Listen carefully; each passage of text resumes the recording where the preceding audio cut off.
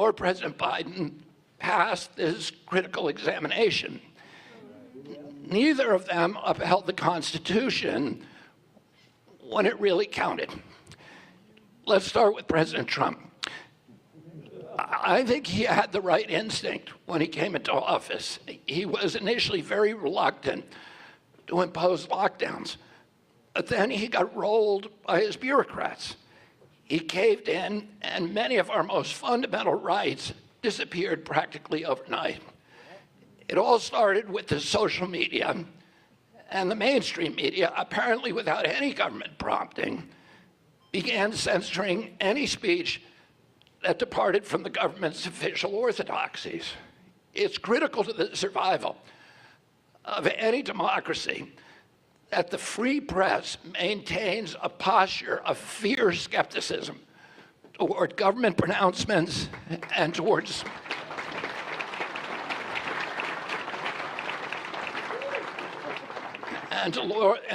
large agglomerations of government and political and economic and corporate power. But suddenly, America's free press was no longer speaking truth to power. Instead, it made itself a vessel for government propaganda. It began suppressing the voices of dissent and silencing and gaslighting the powerless.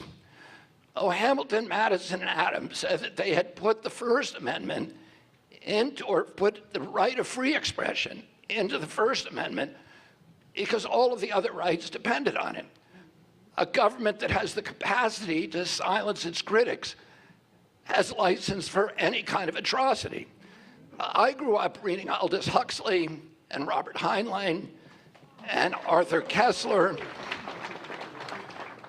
and Franz Kafka and Alexander Solzhenitsyn and George Orwell. And the consistent theme in all of those works was the presumption that censorship of speech was always wrong, that it was always the first step down on the slippery slope toward tyranny and totalitarianism. There is no time when we look back at history and we say that the people who were censoring speech were the good guys.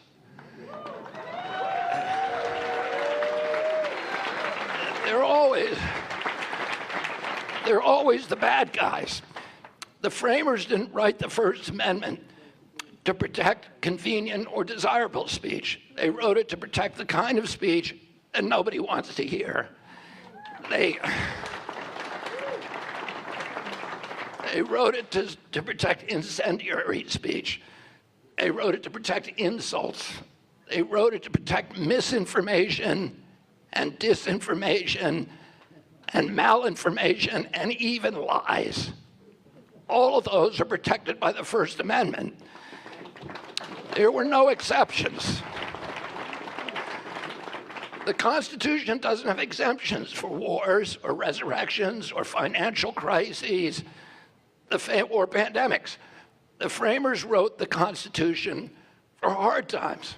During the American Civil War, the Confederate states were sending up agents provocateurs to the northern cities like Boston and New York and inciting draft riots, and they were destroying northern morale at a critical time during the war. This was a war that almost destroyed our nation. For 3 years of that war, nobody had any idea whether the United States of America would exist after the war was over. There was even money on it. There were 659,000 Americans who died during that war. It's the equivalent of 7.2 million today. So Lincoln and the Northern military knew who these agent provocateurs were as soon as they entered the cities. And they began arresting them before they could give these speeches. And the Chief Justice of the Supreme Court, Roger Taney, said you can't do that. That is an assault against free speech and habeas corpus. And he said, even if the life of the nation is at stake, even if hundreds of thousands of lives are at stake, you cannot suppress our Constitution. It is above everything. But the moment So they wrote it for hard times. They didn't write it for easy times. They wrote it, United States Bill of Rights was written for the most difficult times. And no matter how difficult they are indomitable. We're not allowed to suppress them. But the moment the White House officials satisfied themselves that the American people would accept censorship, by February, the end of February of 2020, they took hammer and tongs to the rest of the Constitution. President Trump allowed his health regulators to mandate science-free social distancing, which undermined our First Amendment rights to freedom of assembly. We could no longer peacefully gather.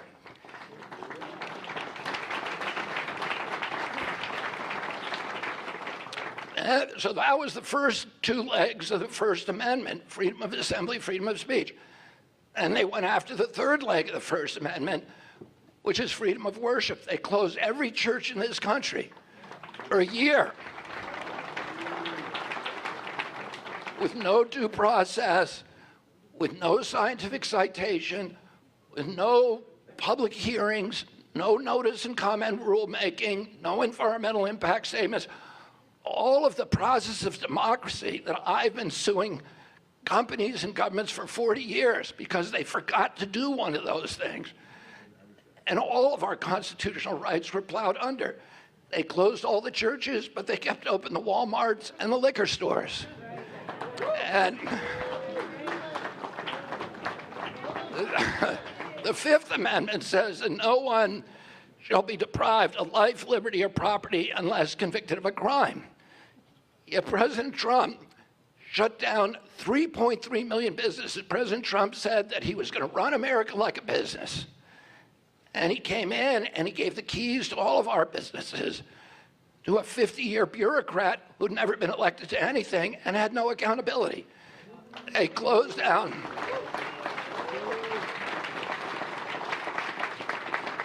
He closed down 3.3 million businesses with no due process, no just compensation, in violation of the Fifth Amendment.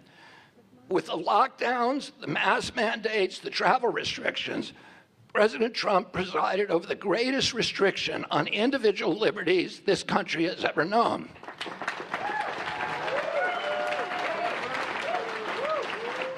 He didn't stand up for the Constitution when it really mattered. Next, President Trump's beloved Operation Warp Speed shut down jury trials for any corporation that was involved in COVID countermeasures. Here's what the Seventh Amendment says. No American shall be denied the right of a trial before a jury of his peers in cases or controversies exceeding $25. There is no pandemic exception. And by the way, the framers knew all about pandemics. There were two pandemics during the Revolutionary War, one that decimated the armies of Virginia, the other that destroyed for a long time the Army of New England at the very time when Benedict Arnold's army had conquered Montreal. So they had gone into the inner city, taken away from the British, and they owned it, but they had to withdraw because they did not have the troop strength to defend it because of the smallpox epidemic. Otherwise, Canada today would be part of the United States. And all of the framers knew that. And between the end of the war, the Revolutionary War in 1780, the ratification of the Bill of Rights in 1791, there were pandemics in every city in our country. Boston, Philadelphia, New York, North Carolina, South Carolina, all the major cities had cholera epidemics, yellow fever epidemics, malaria epidemics. It killed tens of thousands of people. Almost all of the framers had family members or friends who died in those pandemics. Yet they did not put a pandemic exemption in the United States Constitution.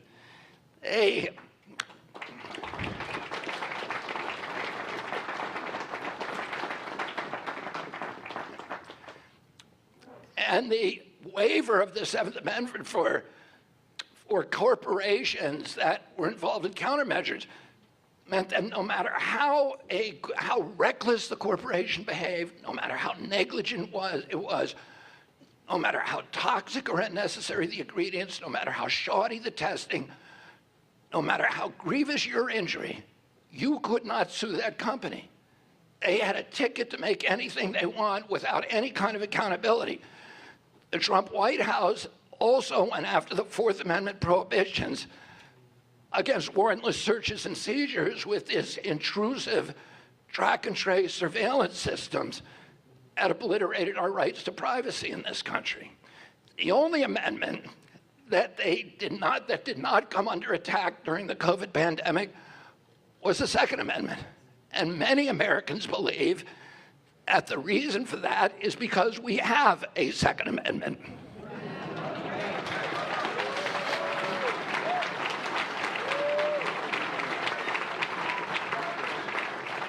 Incidentally, President Trump also assaulted the First Amendment, or failed to defend press freedom when he continued President Obama's persecution and prosecution of Julian Assange.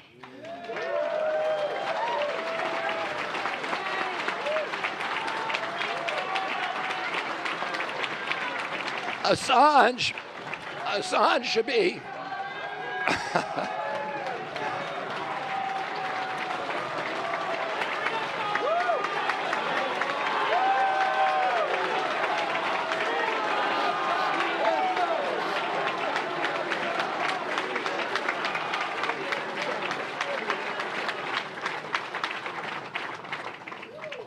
Assange should be celebrated as a hero for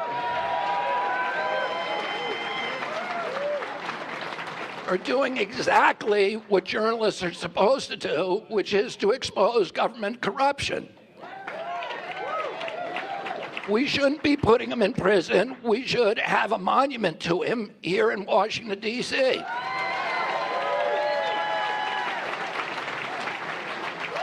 The same is true for Edward Snowden.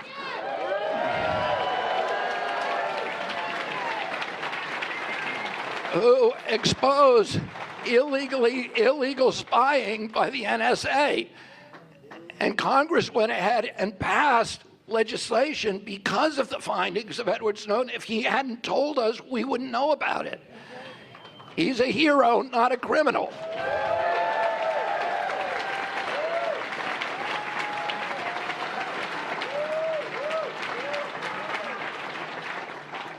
So I'm going to tell you what I'm going to do. I'm going to do what President Trump should have done. On my first day in office, I'm going to pardon Edward Snowden, and I'm going to drop charges, all charges against Julian Assange.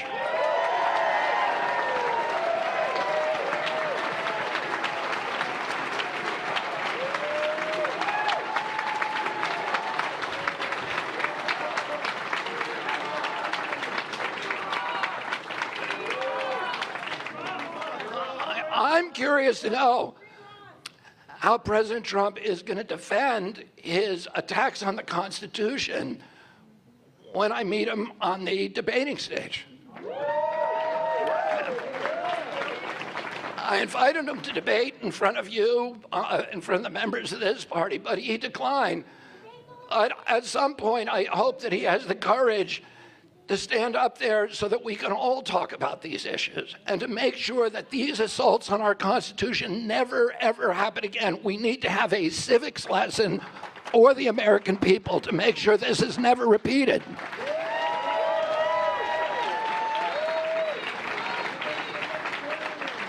Now, when President Trump left office, the assault on the Constitution intensified. President Biden violated a freedom so fundamental that James Madison didn't even think to put it in the Bill of Rights.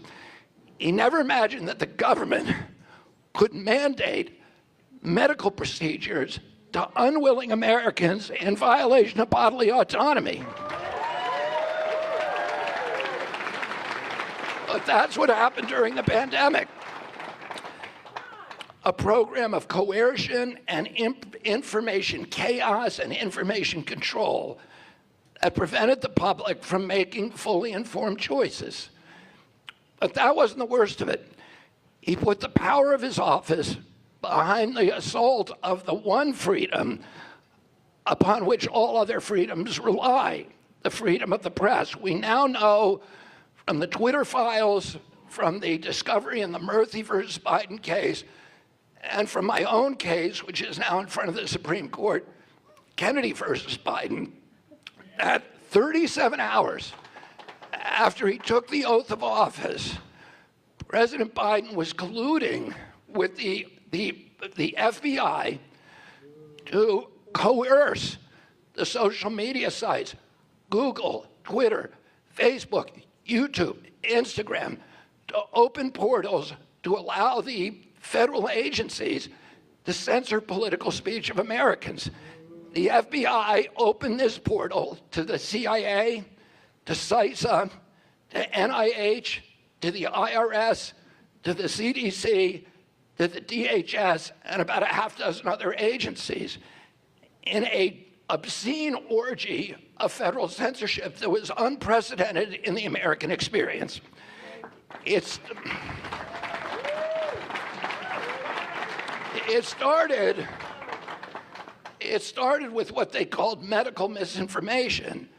And it wasn't even misinformation. There's a dialogue between Facebook and the White House at that time in which Facebook is saying a lot of this information, including from me, the stuff that they were suppressing, is actually factually accurate. And the White House, they coined a new name, a new word called malinformation, which is information that is factually accurate, but is nevertheless inconvenient to government authorities. And pretty soon, an entire censorship industrial complex had grown up, which was $1 billion spent that involved the government agencies, the universities, NGOs, and tech companies. And the stuff that they censored, they started with so-called medical misinformation. They then widened that to all kinds of political issues, including censorship about criticism of the war in Ukraine and other government programs. Going back to at least the FISA Act under President George W. Bush, Democratic and Republican administrations have taken turns assaulting our constitutional rights and freedoms. You know that. That's why you joined the Libertarian Party.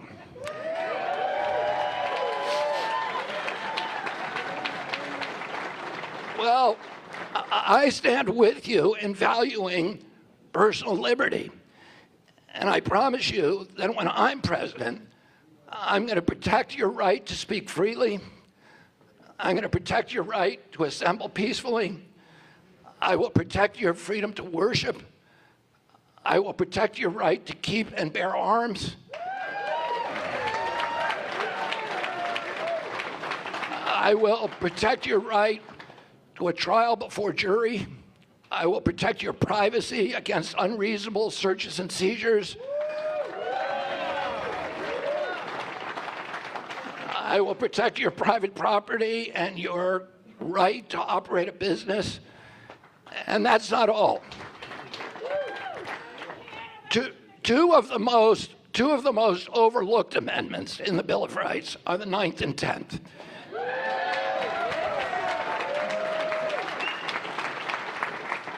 And those amendments essentially say that just because we've listed all of those rights by name, it doesn't mean that those are all the rights that you have.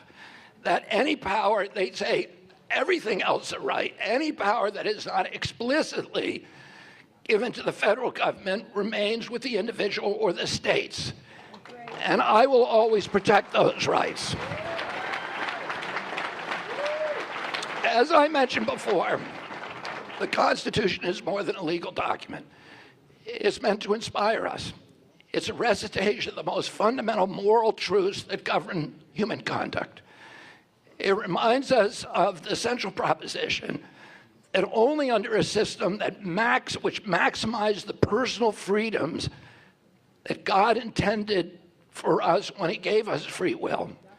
Can we achieve our potential for creativity, for prosperity, for the ultimate elevation of the human spirit? The Constitution embodies the very soul of our nation as first invoked in the Declaration of Independence. Let me read you now its most famous passage, which comes in the second paragraph. We hold these truths to be self-evident, that all men are created equal, that they are endowed by their Creator with certain unalienable rights, and that among these are life, liberty, and the pursuit of happiness. I get goosebumps when I read those words. Those words change the world forever.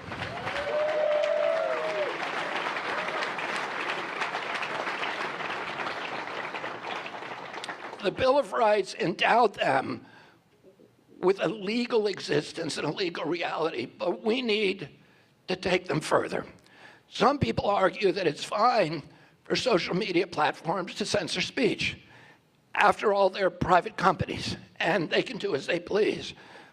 Well, that argument falls apart when the government is bribing, threatening, and cajoling them to censor speech. And to deplatform dissidents. It also falls apart if they have monopolistic control over the public space. But aside from that, yeah, they do have a legal right to censor. It is legally acceptable. But is it morally acceptable? Is it socially acceptable? It shouldn't be. In an authoritarian country like China or Japan, Iran, censorship is socially acceptable. People take it for granted. It's in the air they breathe. In this country, to the extent that we still cherish the spirit of our founders, the Bill of Rights, the Declaration of Independence, we do not take it for granted. Instead, we greet censorship with outrage. We greet it with indignation. We greet it with contempt. We fiercely reject it. If the day comes when we do not, our descent into tyranny is inevitable. Oh. What disturbed me most during the pandemic was not what the government was trying to do and what it succeeded in doing. It was really how the public complied. But now, except for the people in this room,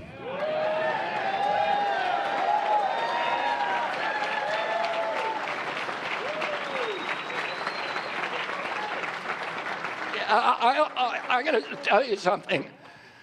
That when I was researching my book on Dr. Fauci, I did a chapter on these old CIA programs at MK Ultra. MK Ultra, MK Naomi, MK Dietrich. These were the MK stands for mind control, and they were a series of experiments that the CIA did. It had other programs too, Operation Bluebird, Operation Artichoke, and were all designed to manipulate human behavior, individual behavior through the use of hypnosis, through psychiatric drugs, through sensory deprivation, through noise torture, through information confusion, and the experiments on how to manipulate entire societies in order to impose control from above. They were doing all these weird experiments and creating Manchurian candidates, and it all came out in 1973, between 73 and 77, with the Church Committee and the House Select Committee on Assassinations. One of the famous experiments that in my book, was able to connect to MK Ultra was the Milgram experiment. The Milgram experiment was, as many of you know, was an experiment that was part of this program. It was conducted by a young associate professor at Yale University who recruited about 70 people from every walk of life, blacks, whites, teachers, students, business people, laborers.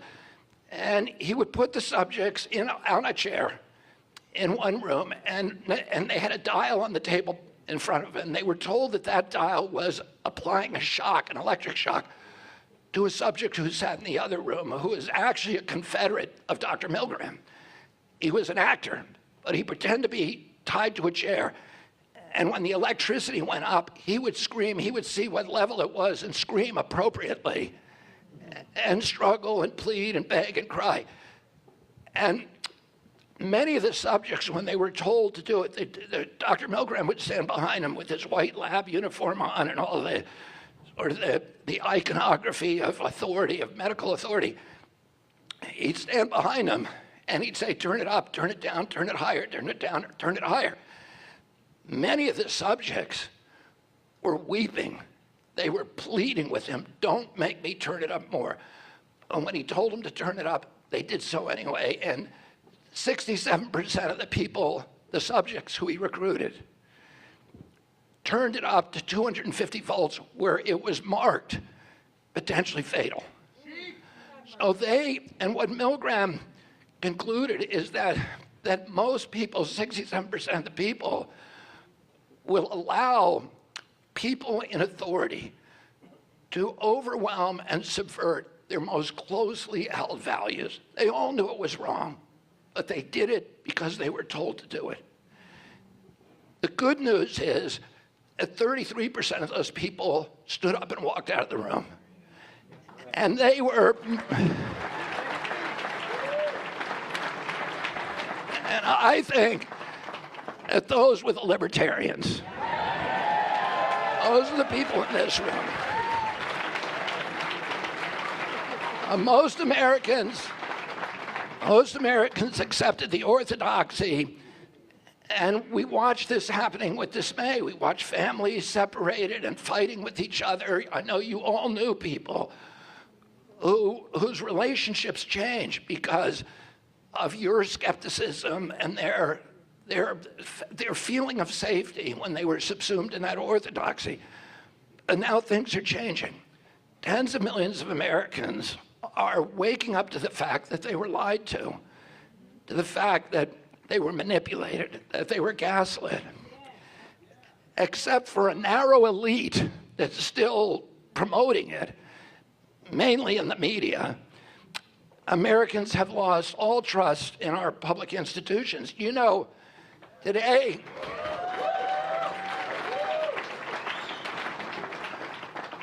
about 2 months ago, the CDC made an official recommendation for the 9th COVID booster. 90% of Americans are saying we're not going to do it.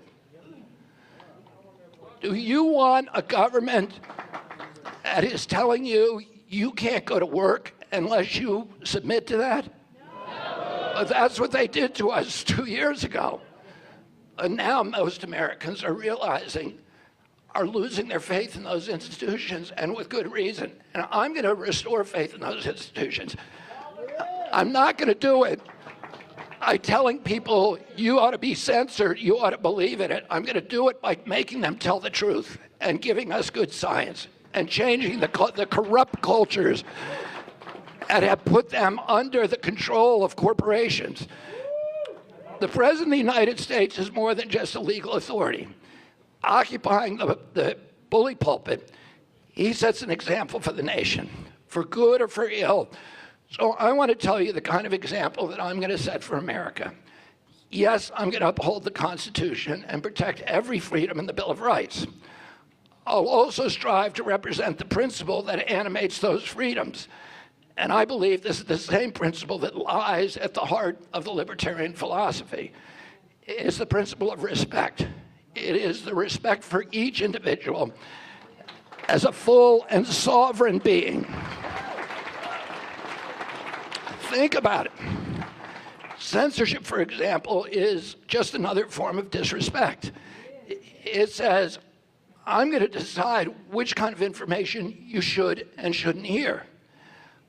I'm going to protect you from dangerous thoughts. I'm going to protect you from subversive information. It's patronizing, right? All of our cherished rights embody respect for the individual. That's why we uphold equality under the law. No one is to be locked up arbitrarily. No one is to be deprived. Happy to talk afterwards. No one is to be deprived of their property. No one's to be subjected to humiliating searches without reasonable suspicion of having committed a crime. No one's to be prevented from worshiping God in the manner that they believe. Why is that? Because I respect your right to explore and define your own relationship with God. And no one is coerced into submitting to unwanted medical procedures. No one is required to participate against their will in scientific experiments. And each person is trusted with the responsibility to bear arms. By default, unless he violates that trust. This is the spiritual principle, prior even to the Constitution. All men are created equal. It originally applied just to property owners, then to just white men, then to all men, and then to women. Today we understand that right to include every human being.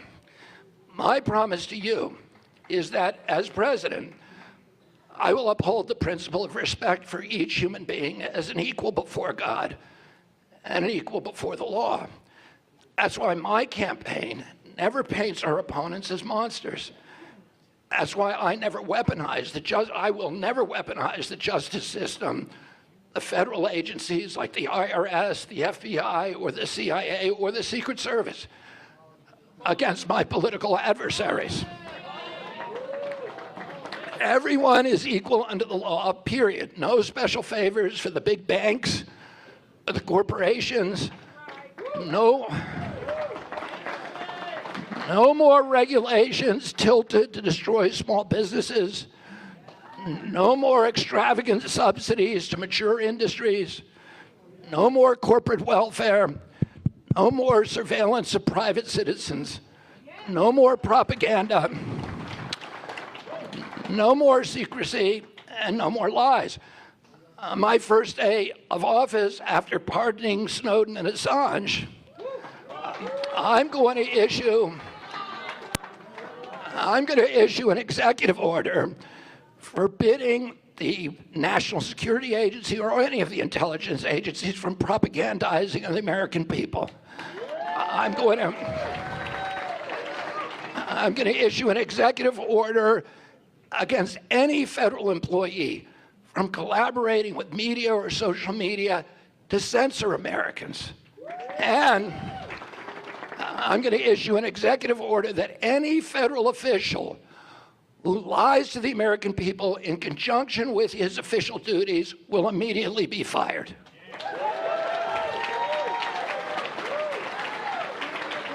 Let me add that respect for the sanctity of the sovereign individual knows no national boundaries. Murder is not okay anywhere in any form. That is why I will end the forever wars. I will end the regime change wars, the wars that have bankrupted our nation and ruined our reputation abroad. Finally, I want to say one thing about authority.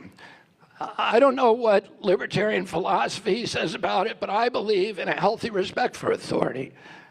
However, authority must be earned, not forced. We must not confuse respect for fear. This has been the mistake of American foreign policy. I grew up in an era when people around the world were hungry for American leadership.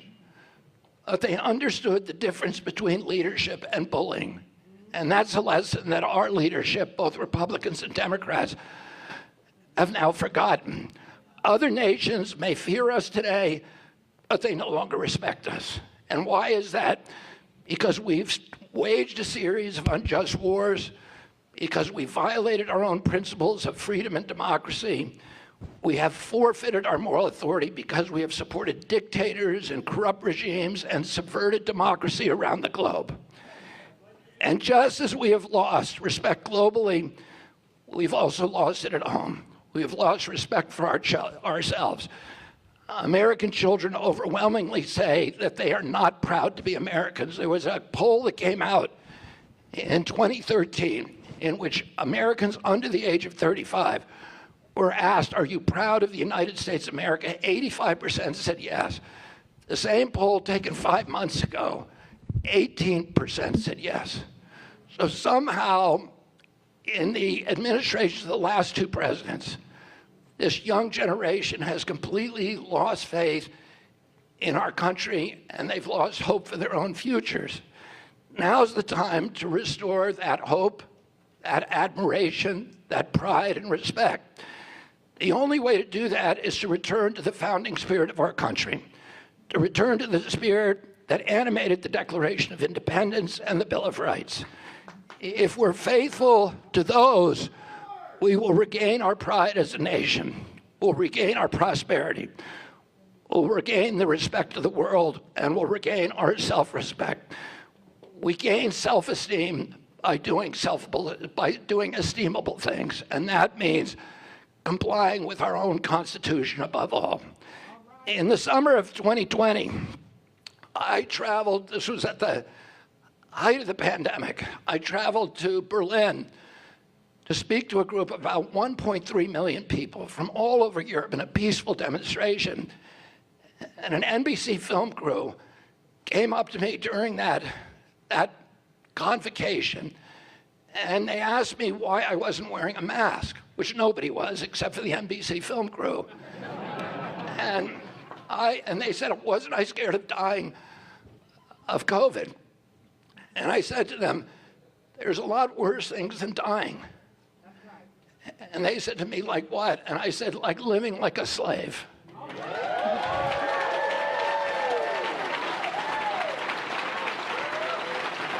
Like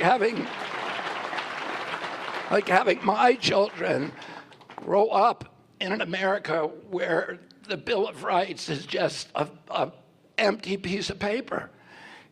In 1776, there was a generation of Americans that were willing to sacrifice their lives, their jobs, their property, their fortunes to give us this Bill of Rights. And upwards of 20,000 of them died to give us this gift. And we managed to keep it for 2 centuries. And then in 8 short years, during the administrations of 2 presidents, we gave it all away without putting up a fight. Thomas Jefferson said that the tree of liberty has to be watered with the blood of every generation. And you know, we don't have to die to preserve our Bill of Rights, but we have to be willing to make sacrifices, and the sacrifices we're being asked to make are very, very trivial compared to what they made in 1776. We're being asked to endure the scolding or the disapprobation of the public, the defamations of the press, the antipathy of our government. But that's not a big deal. We all need to be able to put our self-interest aside if we're going to maintain these rights for future generations. And all of you who come here for the Libertarian Party, you all disagree about many things. Many of you don't agree with me on a lot of stuff. But we all agree on one thing, which is we have to fight with the Bill of Rights. Without the Bill of Rights, we have nothing in this country. And we all need to be united, because there are a lot of people out there that don't understand what America is supposed to look like, and the people in this convocation do. Our public officials have forgotten that vision for America, and it's time that we remind them. We can only do that by electing leaders who understand the necessity for personal sacrifices to preserve the Bill of Rights. That's the path to restoring our national greatness. That will be my promise to you as President of the United States. Thank you all very much, and God bless you.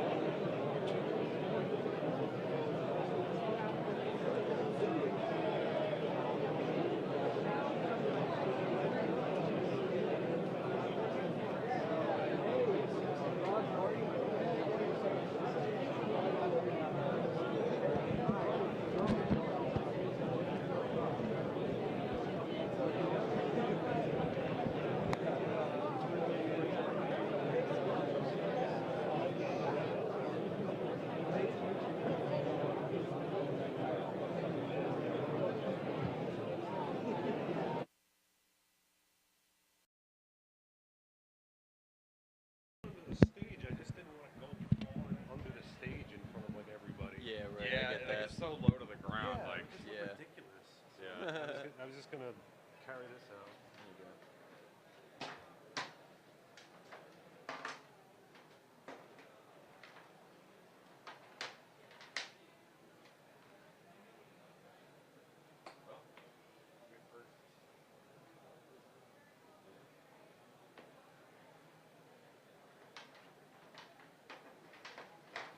Thanks again for the drive. Appreciate that. Yeah, no problem.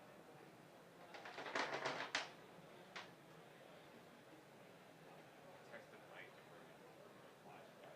Oh, yeah. And I don't even know if he's here or what. Yeah. I don't know what's going on. Figure out the break.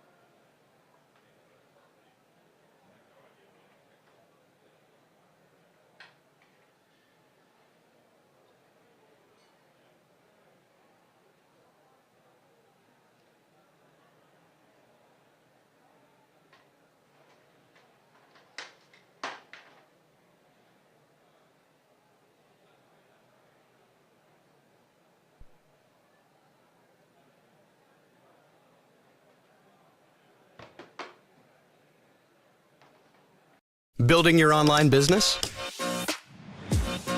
Go to Wix.com and set up your store on a single integrated platform. Add products, showcase them dynamically, and seamlessly track your inventory. Accept multiple secure payments, and design your storefront down to the very last detail. Get all the tools you need. Drive more sales with customizable gift cards and flexible product subscriptions. Retain customers with a point-based loyalty program, email automations, and reach millions with sales channel integrations. Complete your setup with a personalized analytics dashboard. Make smart business decisions and shape the next phase of your business. Build, manage, and grow from one place. Go to Wix and launch your online business today.